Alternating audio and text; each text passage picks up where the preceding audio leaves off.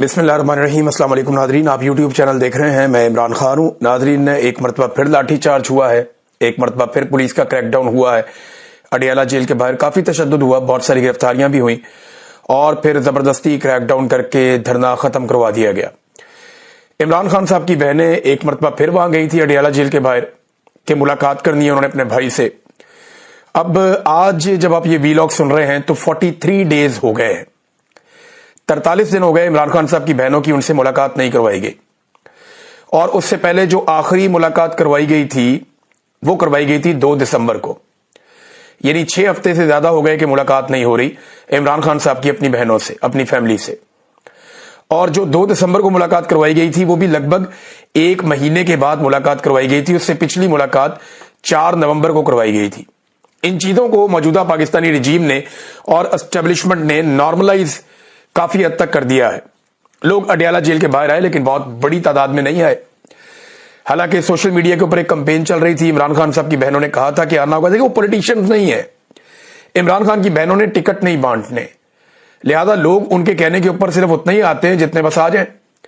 چند 100 لوگ آ جاتے ہیں، بعض اوقات چند ہزار لوگ آ جاتے ہیں، لیکن بہت بڑی پیمانے پہ اگر لوگوں کو وہاں لے کر جانا ہے تو پارٹی کو اپنا رول پلے کرنا پڑے گا، اور پارٹی یہ سمجھتی ہے، ایسا دکھائی دے رہا ہے کہ کوئی فائدہ نہیں اڈیالہ کے باہر جانے کا، یعنی ہمیں وہ ایکٹیویٹی نظر ہی نہیں آتی جو ایک پولیٹیکل پارٹی کی ہو سکتی ہے۔ صدیق جان صاحب نے اس پہ ایک بڑا تفصیلی ویلاگ کیا، اور ان کی پاکستان تحریک انصاف کے کچھ بہت اہم ترین بندے سے ان کی بات بھی ہوئی ہے۔ میری بھی پاکستان تحریک انصاف کے اہم لوگوں سے بات ہوتی رہتی ہے، اور ابھی کچھ جرنلسٹ ہیں ان سے میری بات ہو رہی تھی، انہوں نے بھی یہ بتایا کہ جناب جان بوجھ کے پاکستان تحریک انصاف اڈیالہ کے باہر اس طرح زور نہیں لگاتی جس طرح وہ ماضی میں شاید لگا رہے تھے۔ میں نے ان سے وجہ پوچھی، اور یہ صدیق جان بھی یہی جاننا چاہتے تھے، تو وہ یہ سمجھتے ہیں کہ اس سے کوئی فائدہ نہیں ہوگا۔ اب عمران خان صاحب کی بہنوں کو تو فائدہ اور نقصان نہیں دیکھنا نا، وہ تو جاتی ہیں صرف احتجاج کرنے کے لیے، وہ تو جاتی ہیں اپنے بھائی سے ملنے کے لیے، کسی طرح ان کی ملاقات ہو جائے۔ پچھلے ہفتے انہوں نے وہاں سورہ یاسین پڑھوائی تھی، کل وہ وہاں پہ قرآن پاک پڑھ کے گئی ہیں اور دعا کر کے گئی ہیں۔ ان کے اوپر ٹارچر بھی ہوا، بدتمیزی بھی بہت ہوئی۔ کچھ چیزیں جو ہیں وہ صدیق جان نے بھی ڈسکس کی ہیں، میں بھی آپ کے سامنے رکھنا چاہتا ہوں۔ دیکھیں، عمران خان صاحب بار بار اپنے ٹویٹ میں یہ کہتے رہے ہیں کہ لوگوں کو آنا چاہیے، ان کی بہنیں بھی یہی کہتی ہیں کہ لوگوں کو آنا چاہیے۔ جب لوگ آتے ہیں تو دباؤ بڑھتا ہے۔ عمران خان علی امین گنڈا پور کو بھی بار بار یہی کہتے تھے وہ مجھے ملنے کیوں نہیں آتا، تو ایکچولی وہ بار بار یہ تو نہیں کہہ سکتے کہ اڈیالہ کے باہر آ کر بیٹھو اور احتجاج کرو اور دباؤ بڑھاؤ تاکہ ملاقاتیں نہ روکی جائیں، یہ تو کام پارٹی کے کرنے کا ہے نا۔ یہ عمران خان صاحب کی بہنیں یہ بات بار بار کہہ رہی ہیں۔ عمران خان یہ ضرور کہتے رہے کہ عدالتوں کے اوپر دباؤ ضرور بڑھائیں تاکہ وہ انصاف دیں۔ جب تک آپ عدالتوں کے اندر نہیں جائیں گے، یہ ایک عدلیہ مردہ گھوڑا بن چکی ہے، اس میں جان ڈالنے کے لیے ان کو کم سے کم ایسی سپورٹ چاہیے کہ لوگ آ کر کھڑے تو ہوں۔ اب عدالتوں کے اندر جج انہوں نے اپنی مرضی کے لگا دیے، پاکستان تحریک انصاف غائب۔ یعنی یہ کیسے ہو سکتا ہے کہ ایک اتنی بڑی پولیٹیکل پارٹی ہے جس کی اتنی زیادہ طاقت ہے، اس کے اراکین اسمبلی اگر آپ صرف نکال لیں، سینیٹرز اور قومی اور صوبائی اسمبلی کے، یہ لگ بھگ 300 سے زیادہ یہ بنتے ہیں، اور اس کا لیڈر جیل میں پڑا ہوا ہے، اور 2-3 مہینے ہو گئے ملاقاتیں نہیں ہو رہی، یعنی 1.5 مہینہ یہ ہو گیا، 1 مہینہ اس سے پہلے والا آپ لگا لیں، اس بیچ میں 1 ملاقات کروائی گئی ہے۔ تو یہ کیسے ہو سکتا ہے؟ وہ یہ ماننے والی بات تو نہیں ہے نا، اتنی بڑی پولیٹیکل پارٹی ہو اور یہ، یعنی عدالت کے اندر ان کا کیس ہی نہیں لگتا۔ 3 مہینے ہو گئے ہیں القادر یونیورسٹی والے کیس میں، انہوں نے دوبارہ کبھی پرسو ہی نہیں کیا اس کو، 3 مہینے کیس کو پرسو نہیں کرتے، اور یہ وہ پولیٹیکل پارٹی ہے جس میں عمران خان صاحب نے ٹاپ کے اوپر لا کے وکلا بٹھا دیے، کوئی 4-5 وکیل رہنما ہیں جو ٹاپ کے اوپر پاکستان تحریک انصاف کے فیصلے کرتے ہیں، لیکن اس کے باوجود عدالتوں میں عمران خان کو انصاف ملنا تو بہت دور کی بات ہے، کیس ہی نہیں لگتا۔ اب اتنی طاقت ہو، جب پاکستان تحریک انصاف جس کے اوپر ہاتھ رکھ دے، عمران خان جس کو ہاتھ رکھ دے وہ وکلا کا الیکشن جیت جائے، جب اتنی طاقت ہو تو جج کیسے ہو سکتا ہے کہ کیس ہی نہ لگائیں؟ اگر یہ وکلا جا کے عدالتوں کے اندر بیٹھ جائیں اور یہ وہاں گھنٹوں بیٹھے رہیں اور سینکڑوں کی تعداد میں بیٹھے رہیں تو یہ سسٹم چلنا بند ہو جائے گا۔ وکیل جب چاہے کیس لگوا سکتے ہیں، لیکن یہ کام ہی نہیں ہو رہا۔ عدالتوں پہ دباؤ کیوں نہیں ڈالا جاتا، اس کے بارے میں پاکستان تحریک انصاف کے لوگ بھی کہتے ہیں، اور صدیق جان نے بھی اپنے ویلاگ میں کہا، اور بات ٹھیک لگتی ہے کہ پاکستان تحریک انصاف کے جو رہنما ہے اس وقت، ان میں بہت سارے وکیل ہیں، اور ان کے اپنے پرائیویٹ کیسز ہیں جو کروڑوں روپے مالیت کے ہیں, اور وہ انہی عدالتوں میں انہی ججوں کے سامنے لگے ہوئے ہیں. وہ نہیں چاہتے کہ ان کے ان ججوں کے ساتھ تعلقات خراب ہوں یا ان کی عدلیہ کے ساتھ تعلقات خراب ہوں, لہذا وہ اس معاملے پہ اس حد تک کمپرومائز کر دیتے ہیں کہ عدالت پہ زیادہ دباؤ نہیں ڈالنا. لیکن ایک سینیریو انہوں نے سامنے رکھا. آپ فرض کیجئے پاکستان تحریک انصاف کے 350 M N As, M P As اور سینیٹرز یہ جا کر بیٹھ جاتے ہیں اسلام آباد ہائی کورٹ میں عمران خان کا کیس لگاؤ. ملاقات کیوں نہیں ہو رہی؟ تو کیا ان کو گھسیٹ کے باہر نکالیں گے؟ جب گھسیٹ کے باہر نکالیں گے ساری دنیا دیکھے گی یہ ایم پی ہے, یہ ایم این اے, یہ سینیٹر ہے, مار پڑ رہی ہے, یہ وزیر ہے, یہ سابق وزیر ہے, ان کو مار پڑ رہی ہے, انہیں گھسیٹ کے نکال رہے ہیں. اس کے اوپر مقدمہ کون سا ہو سکتا ہے؟ یہ وہاں کو دہشت گردی تو کرنے جا نہیں رہے, ہتھیار لے کے تو جا نہیں رہے. اراکین اسمبلی ان کا استحقاق ہے, وہ جا کے وہاں بیٹھ سکتے ہیں. وہ چلے جائیں عدالت میں جا کر کہیں جناب کہ ہمیں انصاف نہیں مل رہا, ہمارے لیڈر سے ملاقات ہی نہیں ہونے دی جا رہی, ملاقات کروائیں. 300-350 بندہ پوری دنیا کا میڈیا آ جائے گا, انٹرنیشنل میڈیا آ جائے گا. جب آپ کو وہاں سے گھسیٹ کے نکالیں گے تو ساری دنیا دیکھے گی کہ جناب رات کے وقت یہاں سے ایم این ایس کو اور سینیٹرز کو گھسیٹ کے نکالا جا رہا ہے, صبح پھر کپڑے چینج کریں پھر آ کے بیٹھ جائیں. عمران خان سے کیسے ملاقات نہیں ہوگی؟ یا اڈیالہ کے باہر اگر بہت بڑی تعداد میں, ہزاروں کی تعداد میں لوگ چلے جائیں تو یہ دعویٰ کرتے ہیں کچھ لوگ کہ پھر ملاقات نہیں روکی جا سکتی, پھر آپ کو ملوانا پڑے گا. لیکن یہاں پہ ویسی کوشش نہیں ہوتی. صدیق جان نے بات ٹھیک کی ہے, وہ بات غلط نہیں ہے. پاکستان تحریک انصاف کے لوگ یہ بات کافی عرصے سے آہستہ آہستہ کر بھی رہے ہیں, لیکن ایسا لگتا ہے کہ سسٹم کا حصہ بن گئے ہیں وہ لوگ جو عمران خان صاحب کا نام استعمال کر کے کوئی ایم این اے بن گیا, کوئی ایم پی اے بن گیا, کوئی سینیٹر بن گیا, کوئی وزیر بن گیا, کسی کو کوئی کمیٹی مل گئی, کسی کو قائمہ کمیٹی مل گئی, کوئی کہیں پہ بیٹھ گیا, تو سب کی موج لگی ہوئی ہے. یہ بہت عجیب بات ہے کہ جس آدمی کا نام لے کر آپ کو ووٹ پڑا, جس کے نام پہ آپ نے اگلا الیکشن بھی لڑنا ہے, اس کی ملاقاتیں بند ہیں, 2.5 مہینے ہو گئے اور آپ نے کچھ بھی نہیں کیا, آپ بالکل ریلیکس ہیں. تو اس سے تو کوئی فرق نہیں پڑے گا. سب کو اکٹھے ہو کر کام کرنا پڑے گا, ورنہ پھر یہ فارغ ہے, پھر یہ جیسے چل رہا ہے ویسے ہی چلتا رہے گا. ججز کی بھی موجیں ہیں, وکلا کی بھی موجیں ہیں, سب کی موجیں ہیں. صدیق جان کا ویلاگ آپ لوگ غور سے سنیے گا ضرور, آپ کو سمجھ آئے گی کہ اس نے غلط بات نہیں کی ہے. بے شک خیبر پختونخوا کا نیا وزیر اعلیٰ اپنے چند ساتھیوں کے ساتھ مل کر زور لگا رہا ہے, لیکن یہ چند لوگ ہیں. پاکستان تحریک انصاف کے بہت سارے لوگ اپنے اپنے علاقوں میں کوشش کرتے ہیں, لیکن عمران خان کی ملاقات, کیونکہ ان کو عمران خان صاحب نے تو بتانا کیا کہ کرنا کیا ہے, اور یہ خالصتاً سیاسی معاملہ ہے, احتجاج کرنے سے حل ہو جائے گا. سیاسی معاملے کو آپ احتجاج سے حل کرتے ہیں. یہ قانونی معاملہ نہیں ہے جو آپ نے جا کے قانونی جنگ لڑنی ہے. یہ کوئی ایسا انتظامی معاملہ نہیں ہے کہ آپ نے جا کے انتظامیہ سے ایک درخواست لکھ کے دے دینی ہے, نہیں. یہ ایک سیاسی معاملہ ہے. رانا ثناء اللہ کا سٹیٹمنٹ اس کی گواہی دے رہا ہے. رانا ثناء اللہ صاحب نے ایک ٹی وی چینل پہ لینا, اچھا دھوکے کا امکان جو ہے وہ ہمیشہ رہتا ہے. کچھ لوگ یہ کہہ رہے ہیں جناب یہاں سے فورسز روانہ کی جا رہی ہیں, یہ وہ سب, لیکن ابھی تک یہ کہانیاں ہیں, اس کے اندر کوئی حقیقت ابھی تک دکھائی نہیں تھی. مگر عوام کی طاقت ہر سازش کا جواب ہوتی ہے. آپ جو مرضی کر لیں یہ لوگ واپس ریٹیلیٹ کریں گے. اور اسٹیبلشمنٹ کی غلط پالیسیوں نے آج پاکستان کو وہاں کھڑا کر دیا کہ بھارت جیسا ملک جو مقبوضہ کشمیر میں اتنا ظلم کرتا ہے, اتنا جبر کرتا ہے, اتنی فسطائیت کرتا ہے, وہ جناب پاکستان کو دھمکیاں لگا رہا ہے, اور وہ پاکستان کو کہہ رہا ہے کہ جناب یہ جو پاکستان کو انسانی حقوق کی خلاف ورزیوں پر جواب دہ ٹھہرایا جانا چاہیے. اب انڈیا کی جانب سے, یہ بی بی سی پہ خبر آئی ہے, اب یہ انڈیا کی جانب سے پاکستان کو یہ دھمکیاں لگائی جا رہی ہیں کہ ہم یہ معاملہ اٹھائیں گے. انڈین وزارت خارجہ کے ترجمان رندھیر جسوال کا کہنا ہے کہ انڈیا کی پاکستان کے زیر قبضہ کشمیر میں ہونے والے احتجاج پر نظر ہے, اور ہم پاکستان کے زیر قبضہ جموں اور کشمیر کے کئی علاقوں میں مظاہرین کی رپورٹیں دیکھ رہے ہیں جن میں معصوم شہریوں پر پاکستانی فورسز کے مظالم بھی شامل ہیں, تو ہم انٹرنیشنلی آواز اٹھائیں گے. یہ ہم کہا کرتے تھے, لیکن پاکستانی ملٹری اسٹیبلشمنٹ کی جو سوچ ہے, موٹی کھوپڑی ہے نا, انہوں نے وہ کام کر دیا جو آج تک کسی نے نہیں کیا. وہ کام کر دیا کہ بھارت جیسے دشمن کو, جس نے ہمیشہ کمزور پچ کے اوپر وہ رہا, جس نے ہمیشہ کشمیریوں کے ساتھ ظلم کیا, جبر کیا, فسطائیت کی, اور ایک انٹرنیشنلی پاکستان کا بڑا مضبوط مقدمہ تھا. بھارت نے جو ہمیشہ ایک کمزوری کا بھارت کو سامنا تھا عالمی سطح پہ, لیکن پاکستان نے یا پاکستان کی ریاست نے, ریاست کو چلانے والی ملٹری اسٹیبلشمنٹ نے ایسی بھونگیاں ماری اور ایسی حرکتیں کی کہ آج پاکستان کو اس وولنریبل سچویشن میں لا کر کھڑا کر دیا ہے. افسوس ہے. چلے کشمیریوں نے تو اپنے حق کے لیے بڑی زبردست لڑائی کی, اب ذرا آ جائیں پاکستان پہ. کیا جیسے کشمیریوں نے اپنا حق لے لیا ایسے پاکستان بھی اپنا حق لے پائے گا, یا پاکستانی شہری بھی اپنا حق لے پائیں گے؟ کشمیریوں کے ساتھ تو اتنا ظلم نہیں ہوا جتنا پاکستانیوں کے ساتھ ظلم ہوا. پاکستانیوں کو جو گرفتار کیا گیا, کشمیری تو وہ سوچ بھی نہیں سکتے.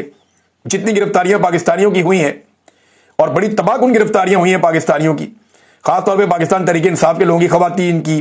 کشمیر میں ایک بھی عورت گرفتار نہیں ہوئی، لیکن یہاں پاکستان میں سینکڑوں عورتیں گرفتار ہوئیں، لگ بھگ 20,000 سے زائد لوگ گرفتار ہوئے، 1,00,000 سے زیادہ گھروں کی چادر اور چار دیواری کا تقدس پامال کیا گیا۔ جو گند انہوں نے مارا پاکستان کے اندر، لیکن پاکستان نے ابھی تک ویسا رسپونڈ نہیں کیا۔ عمران خان صاحب ایک بات کہتے ہیں، اور یہ جو کشمیر کے اندر ہوا اس کو دیکھنے کے بعد سمجھ آتی ہے۔ عمران خان صاحب نے کہا تھا کہ آخری فیصلہ سڑکوں پہ ہوگا، اور یہ ایک دفعہ نہیں کئی مرتبہ عمران خان صاحب نے کہا کہ آخری فیصلہ سڑکوں پہ ہوگا، لوگ تیاری پکڑیں۔ اور عمران خان صاحب نے بار بار پبلک کو یہ کہا بھی۔ تھوڑے دن پہلے عمران خان صاحب نے اپنی پارٹی کو بھی کہا کہ عوام آپ سے آگے نکل گئی، آپ پیچھے رہ گئے، اگر آپ عوام کے ساتھ نہ ملے تو آپ فارغ ہو جائیں گے، اپنی سیاست بھی آپ تباہ کر لیں گے۔ تو اب پاکستان تحریک انصاف کیا عمران خان صاحب کے فارمولہ پر چلے گی؟ کیونکہ یہاں لیڈرشپ کا معاملہ ہوتا ہے، یہاں پہ جو معاملہ ہے وہ پبلک کا نہیں ہوتا، پبلک تو نکل آتی ہے، لیکن دیکھیں نا آزاد کشمیر کی لیڈرشپ نے کسی جگہ پہ کوئی چائے کا وقفہ نہیں کیا، وہ کسی اچھی سی جگہ پہ جا کے بیٹھ نہیں گئے، ان کی جو چھوٹی موٹی لیڈرشپ ہے وہ کہیں پہ پولیس کے خوف سے چھپ نہیں گئی، کسی جگہ پہ وہ پہاڑیاں کراس نہیں کرتے رہے، کوئی دوڑ نہیں گیا، بھاگ نہیں گیا، وہ اپنی اپنی جگہ پہ ڈٹے رہے، انہوں نے اپنی جگہ نہیں چھوڑی، اور پھر انہوں نے وہ کامیابی حاصل کی کہ پورے سسٹم کو، پوری ریاست کو، جن کے پاس بہت طاقت ہے، انہیں وہ لے کر آئے اس جگہ پہ تھوڑی تعداد ہونے کے باوجود جہاں پہ وہ لانا چاہ رہے تھے، اور بیٹھ کے بات کر رہے ہیں، کوئی چائے پانی کے وقفے میں بھی نہیں گیا، جو تھا وہ لوگوں کے بیچ میں ہی تھا۔ تو ایسا ہی تھا۔ بعد میں عمران خان صاحب نے کہا تھا کہ آخری فیصلہ سڑکوں پہ ہوگا۔ اب عمران خان صاحب کہتے ہیں کہ جس دن پاکستان اپنا آئینی اور جمہوری حق کے لیے باہر آ گیا، آئینی اور جمہوری حق ہے نا، اسٹیبلشمنٹ نے قبضہ کیا ہوا ہے پاکستان کے نظام کے اوپر، تو جس دن پاکستانی باہر آ گئی، یہ نظام گھٹنوں پر بیٹھ کر انہیں ان کا حق واپس کرے گا، یہ بات تو طے ہے اور یہ ہونا ہے۔ جس دن پاکستانی باہر آئے نا، تو یہ اسٹیبلشمنٹ اور ان کا پورا نظام گھٹنوں پر بیٹھ کے پاکستانیوں کو ان کا حق واپس ادا کرے گا۔ پاکستانیوں کو تھوڑا ٹائم نکالنا پڑے گا اور یہ کام کرنا پڑے گا، کوئی اتنا بڑا کام نہیں ہے، آپ کے سامنے کشمیریوں نے بہت تھوڑی سی تعداد میں نکل کر یہ کام کر لیا ہے۔ اب ناظرین، ڈونلڈ ٹرمپ اور حماس کے بیچ میں ایک دم چیزیں جو ہیں وہ تبدیل ہو گئی اور آدھے گھنٹے کے اندر ہو گئی۔ ابھی جب میں آپ سے بات کروں تو اس کے آدھے گھنٹے کے اندر اندر یہ چیزیں ہوئی ہیں۔ سب سے پہلے تو ٹرمپ کا ایک سٹیٹمنٹ آیا، اور ٹرمپ نے مسلمان ملکوں کو اور خاص طور پہ پاکستان کو ایکسپوز کر کے رکھ دیا۔ ٹرمپ نے بتایا کہ جناب میری یہ شرائط ہیں، اور ان کے اوپر جو مسلمان ممالک ہیں، چاہے وہ عرب ممالک ہیں چاہے دوسرے ہیں، یہ سارے اگری کر کے گئے ہیں، اور میری شرائط کے اوپر یہ سارے متفق ہیں اور دستخط ہوئے ہیں باقاعدہ، اور اگر اس کے اوپر حماس راضی نہیں ہوتا تو پھر ہم جہنم بنا کے رکھ دیں گے، اتنی تباہی پھیلائیں گے۔ یہ دھمکی بھی ساتھ ڈونلڈ ٹرمپ نے لگائی۔ اب حماس کے بارے میں ڈونلڈ ٹرمپ کی یہ رائے ہے، اور ڈونلڈ ٹرمپ نے اس لیٹر کے اندر جو تذکرہ کیا وہ اسرائیل کے نقصان کا کیا، جو فلسطینیوں کا نقصان ہے اس کا تذکرہ نہیں کیا۔ دیکھیں نا، جو اسرائیل کا ٹوٹل نقصان ہوا 7 تاریخ کو 2023 سے، یہ 7 اکتوبر 2023 تھا جب یہ انسیڈنٹ ہوا تھا، حماس نے اٹیک کیا تھا اسرائیل پہ، ایک جوابی ان کا بڑا حملہ تھا۔ تو جو اسرائیل کی ٹوٹل ہلاکتیں وہ 1195 ہیں، لیکن اب تک جو فلسطین کا نقصان ہے جس کے اوپر کوئی بات نہیں کرتا، وہ لگ بھگ 70,000 کے قریب لاشیں ان کی پہنچنے والی ہیں، اور اس میں بچوں کی بہت بڑی تعداد ہے، خواتین کی بہت بڑی تعداد ہے۔ لوگ وہاں پہ بھوکے ہیں، وہاں پہ امداد نہیں جانے دی جا رہی، لوگ بیمار ہیں، وہاں پہ ادویات نہیں جانے دی جا رہی، لوگ پینے کے پانی کے لیے، حتیٰ کہ کھانے کے لیے بہت ترستے ہیں، بہت پریشان ہیں، غذائی قلت کا شکار ہیں ان کے بچے۔ یہ ظلم تو کسی کھاتے میں لیا ہی نہیں جا رہا، اس کے بارے میں بات ہی نہیں کی جا رہی، لیکن ڈونلڈ ٹرمپ نے کہا کہ جہنم بنا کے رکھ دیں گے، ایسی تباہی پھیریں گے اگر ہماری بات نہ مانی گئی، ہم اس طریقے سے یا اس طریقے سے یہاں پہ امن قائم کریں گے۔ اب یہ جناب ڈونلڈ ٹرمپ نے کہا، دوسری جانب امریکہ جو ہے وہ ہتھیار بھی پرووائڈ کر رہا ہے اسرائیل کو، لیکن ایک بات انہوں نے کنفرم کر دی ہے۔ ڈار صاحب نے کہا نا، ڈار صاحب یہ کہتے ہیں کہ شہباز شریف صاحب ٹریول کر رہے تھے، سفر کر رہے تھے، لہذا شہباز شریف صاحب نے ڈونلڈ ٹرمپ کا مسودہ دیکھے بغیر ہی ان کی تعریفوں کے پل باندھ دیے۔ یہ ڈار صاحب کی بات اگر صحیح مان لیں تو پاکستان کا وزیر اعظم انتہائی غیر ذمہ دار آدمی ہے کہ جس نے یہ جانے بغیر کہ اس نے کیا کہا اس کے اوپر جناب وہ کر دیا، اور انہوں نے کہا جی جو ہمارے ساتھ بات ہوئی تھی وہ کچھ اور تھی، اور یہ مسودہ جو ڈونلڈ ٹرمپ لے کر آئے یہ جعلی ہے، یہ وہ ہے ہی نہیں، یہ ڈار صاحب نے کہہ دیا۔ ابھی الجزیرہ نے، دنیا بھر کے اخبارات نے چلا دیا، دیکھتے ہیں ڈونلڈ ٹرمپ اس کے اوپر کیا ری ایکشن دیتا ہے۔ لیکن دیکھیں شہباز شریف صاحب کے پاس آپشنز کیا ہیں، اگر تو یہ وہ مسودہ نہیں ہے تو جو مسودہ ڈسکس ہوا تھا شہباز شریف کو چاہیے کہ وہ منظر عام پر لے کر آئے کہ ہمارے ساتھ یہ باتیں طے ہوئی تھی، اور یہ جو باتیں آپ کر رہے ہیں تو نہیں ہوئی تھی، یا پھر وہ اپنی وہ ٹویٹ جس میں انہوں نے تعریفیں کی تھی وہ ڈیلیٹ کر دیں، وہ بھی ڈیلیٹ نہیں کر رہے، یا پھر شہباز شریف صاحب یہ ڈار والی بات کو دہرائیں اور بتائیں دنیا کو کہ ہمارے ساتھ جناب یہ باتیں طے نہیں ہوئی تھی. ہمارے ساتھ کوئی اگر وہ معاہدہ نہیں دکھا سکتے, خفیہ رکھنا ہے, تو وہ یہ بتا دیں جناب کہ ڈونلڈ ٹرمپ کے ساتھ جو ہماری بات چیت طے ہوئی تھی وہ یہ نہیں تھی. یہ بھی نہیں شہباز شریف صاحب کر رہے, تو تینوں میں کوئی آپشن نہیں لے رہے, کیونکہ ٹرمپ کو غلط کہنے کی جرت یہ کبھی نہیں کر پائیں گے. یہ تو ٹرمپ کو وہاں پہ خوش آمدید کر کے آئے ہیں. دیکھیں نا, جو جوتا ملتا ہے فوراً یہ پالش اور برش نکال لیتے ہیں. بھئی کچھ جوتا ایسا بھی ہوتا ہے جو سر پہ پڑ جاتا ہے, پالش نہیں کرنی ہوتی اس کی. اب عمران خان جیسے تو نہیں ہے کہ یہ ڈونلڈ ٹرمپ کو جواب دیں. یاد ہے ڈونلڈ ٹرمپ نے جب پاکستان کے بارے میں بات چیت کی تھی تو عمران خان صاحب نے باقاعدہ ڈونلڈ ٹرمپ کو ٹکا کر جواب دیا تھا, اور اس کے بعد جب عمران خان کی ڈونلڈ ٹرمپ سے ملاقات ہوئی تو ڈونلڈ ٹرمپ نے اس کے باوجود عمران خان صاحب کی بڑی عزت بھی کی تھی. تو عمران خان اتنا جرت مند آدمی تھا کہ وہ ڈونلڈ ٹرمپ کو بھی صاف ٹکا کر جواب دے سکتا تھا اور سوشل میڈیا پہ دیتا تھا. لیکن شہباز شریف صاحب جو ہے وہ اس دن سے چپ کر کے بیٹھے ہوئے ہیں, وہ بات کرنے کے لیے تیار ہی نہیں ہے. اچھا ناظرین, ایک چیز اور, ابھی یہ جو حماس والا اور ڈونلڈ ٹرمپ والا وہ میں تھوڑا یہاں روکتا ہوں. ایک چیز میں نے بڑی ضروری بتانی ہے آزاد کشمیر میں, کہ وہاں پہ انٹرنیٹ ابھی نہیں کھولا گیا. امید ہے کہ کسی نتیجے پہ پہنچ جائیں گے دونوں فریقین اور یہ احتجاج ختم ہو جائے گا پرامن طریقے سے. لیکن انٹرنیٹ ابھی نہیں کھولا کیونکہ پولیس والوں کی کچھ ایسی متنازع ویڈیوز ہیں جو مظاہرین نے بنا لی تھی. دیکھیں ان کی بڑی مار کٹائی معافی تلافی کی ویڈیوز ہیں, تو ان کو مت پھیلائیں, میں آپ سے گزارش کرتا ہوں. یہی کام سیکورٹی ادارے بھی کرتے ہیں, وہ بھی اٹھا کے لے جاتے ہیں, کپڑے اتار کے ویڈیوز بنا لیتے ہیں لوگوں کی. بے شمار لوگوں کی انہوں نے ویڈیوز بنائی ہیں ایسے, اور اس سے عوامی نفرت بڑھ جاتی ہے.